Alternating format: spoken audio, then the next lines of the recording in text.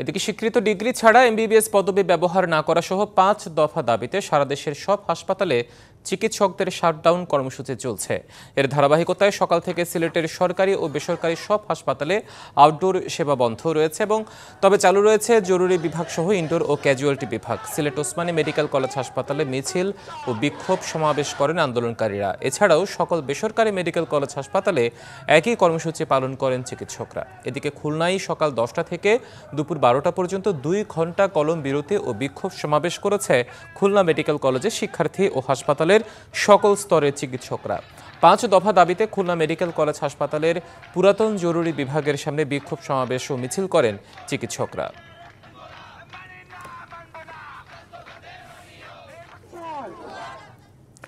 দর্শক, 5 দফা দাবিতে চট্টগ্রামের সিভিল সার্জন কার্যালয়ের সামনে বিক্ষোভ করছেন শিক্ষার্থীরা। সেখানে আছেন সহকর্মী মুজিবুল হক।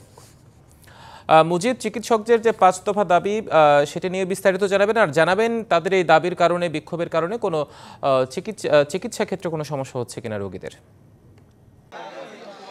হিমাদ্রি, সারা দেশে চলমান যে মেডিকেল শিক্ষার্থীদের যে আন্দোলন, সে আন্দোলনের পরিপ্রেক্ষিতে একই ধারায় চট্টগ্রাম মেডিকেল কলেজ সহ চট্টগ্রামের প্রায় সব মেডিকেল কলেজের শিক্ষার্থীরা চট্টগ্রাম সিভিল সার্জন কার্যালয়ের সামনে এসে তারা জড়ো হচ্ছেন। এরপরে তারা বিক্ষোভ করছেন এবং তারা যে দাবি 5 দফা দাবি, এর বাইরেও চিকিৎসক সুরক্ষা আইন এবং শূন্য পদে চিকিৎসকদের নিয়োগ সহ বেশ কয়েকটি তারা দাবি করছেন এবং এই মুহূর্তে তারা সিভিল সার্জন কার্যালয়ের সামনে এসেছেন এবং সিভিল সার্জনের মাধ্যমে একটি স্মারকলিপি তারা দিয়েছেন। আমরা এখানে আন্দোলনকারীদের একজন হচ্ছে, একটু কথা বলতে চাই। আপনাদের দাবি সম্পর্কে একটু বলবেন এবং প্রশাসন আপনাদেরকে কতটুকু আশ্বস্ত করছে? আমাদের প্রথম দাবি হচ্ছে কি এমবিবিএস এবং বিডিএস ডিগ্রিধারী বাদে আর কেউ ডাক্তার পদবি ব্যবহার করতে পারবে না। 2, আন্তর্জাতিক মান অনুযায়ী আমাদের যে ওটিসি ড্রাগ লিস্ট সেটা হচ্ছে কি আপডেট করতে হবে।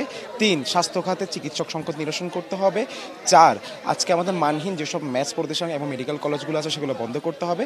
5, প্রত্যেকটা চিকিৎসকের প্রাণের দাবি। আজকে চিকিৎসক সুরক্ষা আইন, প্রত্যেকটা চিকিৎসক এতদিন ধরে যে জন্য লড়াই করছে এইটি বাস্তবায়ন করতে হবে। সেই সাথে আমরা মনে করছি কালকের রায়টা আমাদের জনগণের পক্ষে যাবে এবং এটা জনরায় হবে। ধন্যবাদ সবাইকে। ধন্যবাদ। শুনছিলেন, শিক্ষার্থীরা বলছেন যে আগামীকালকে একটি রায় রয়েছে।